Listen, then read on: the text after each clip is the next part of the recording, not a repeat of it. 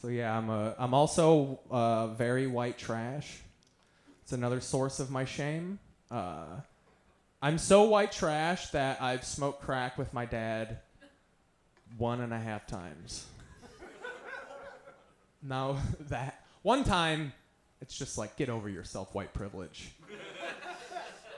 But the half is what makes it like, oh, this was a thing.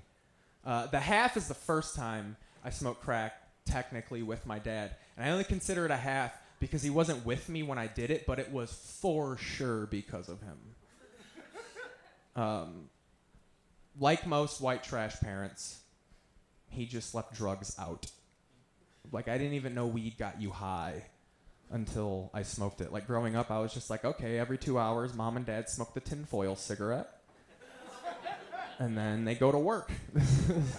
This is life. And then around 7th grade, I took a hit off of the bowl my dad would keep next to the chair. And I was just like, oh, man, this is incredible. I'm going to do this every day. And he knew what was going on. Like, my dad, years later, my dad came bursting into my room, and he's just like, Keith, I'm going to ask you a question, and I need you to be honest with me. I know you have been doing it, but did you hit that bowl that was next to my chair today? And I'm like, holy fuck, he finally caught me.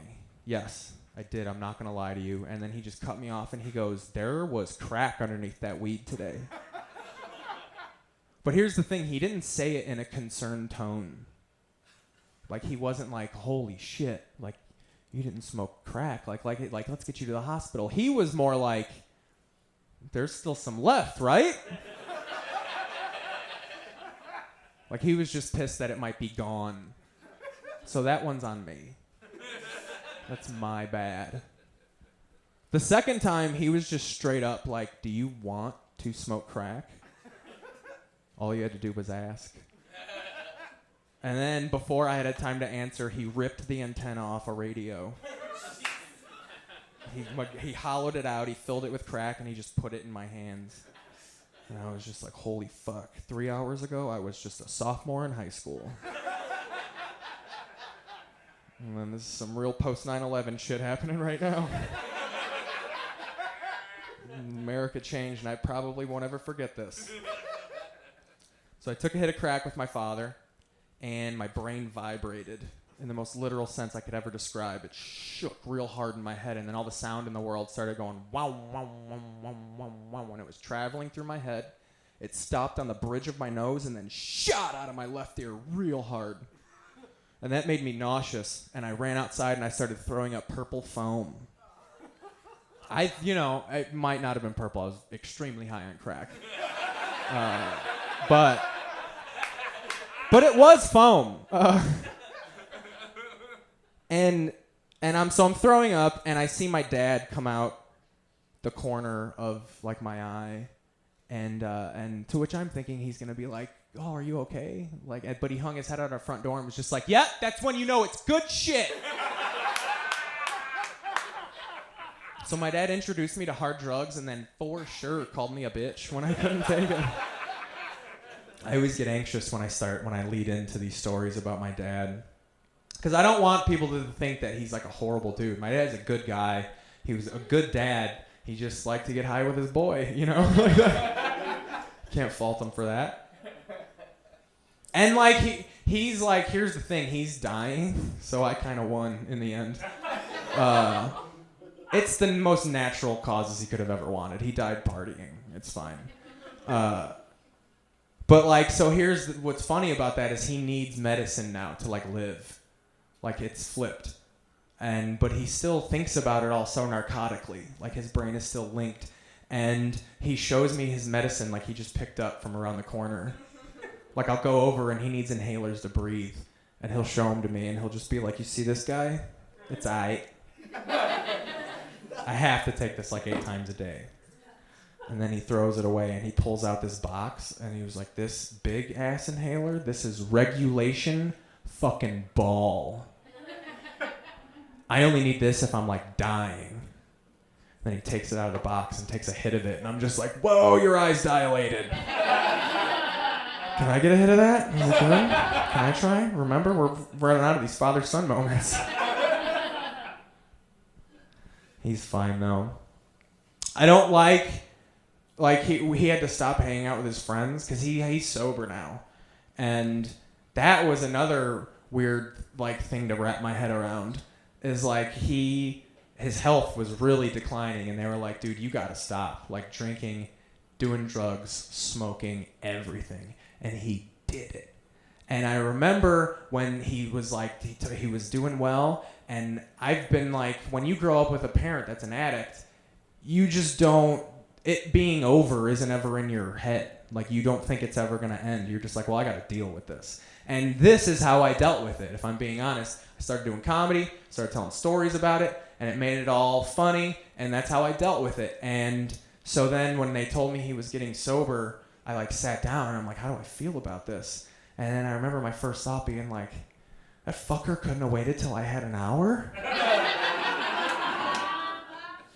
Been talking for 7 years about how you're a scumbag. Now you're gonna turn around on me, you asshole? Fucking not cool, Dad. It's fine though. But so he can't hang out with his friends anymore because he's sober, and that is like bittersweet for me because I loved watching him interact with his friends because they were weirdly all my age, like early 30s, late 30s, people that I kind of related with. And they always wanted him to do Adderall all the time. Like, they poured a mountain of it on our kitchen table one time, and he just looked at it and he goes, I ain't gonna do any of that future shit. Like, that's how my dad's judging our generation, based on the drugs we do. Of like, you millennials with your prescription drugs! Back when I was your age, we weren't lazy. We actually had to go outside and find our own madness, piece by piece. And then he assembled crack and cooked it in front of me, and I'm just like, they really are the greatest generation. I've never had to work that hard for anything in my life.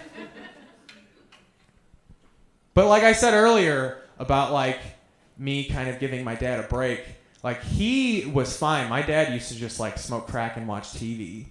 Like his friends fucked me up way more than anything because he was off in the zone watching Andy Griffith, and they were just wandering around my house. And you notice like levels to crack addiction. Like there's early onset crack addiction where people are like smoking crack in your house, but they do not want you to know about it. So just like, and they'll make up the worst lies. Like I remember this one dude, he was like, he came out of my bathroom and there were like 9 people. There was condensation on the walls. They had gotten down. Like they were, and I was doing my homework at my kitchen table, and he dangled a bag of white powder in my face, and he goes, this is not cocaine. This is rock salt because I got my lip pierced today, and it helps for the swelling. And I'm just like, all right, dude, like, I'm just studying for a test here. I don't care. And then there's veteran crackheads who don't give a fuck. They'll just burst into your room at fucking 3 a.m, like, hey, bro, are you using these light bulbs?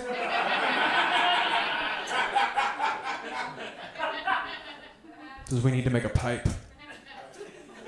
And you're just like, all of them? And you're just, whatever, bro, any of them. And you're just like, yeah, they're on, so I'm using them. And they're like, all right, bro. But crackheads are relentless. Like, they don't take no for an answer. Like, that guy went into the living room. My dad called him a pussy.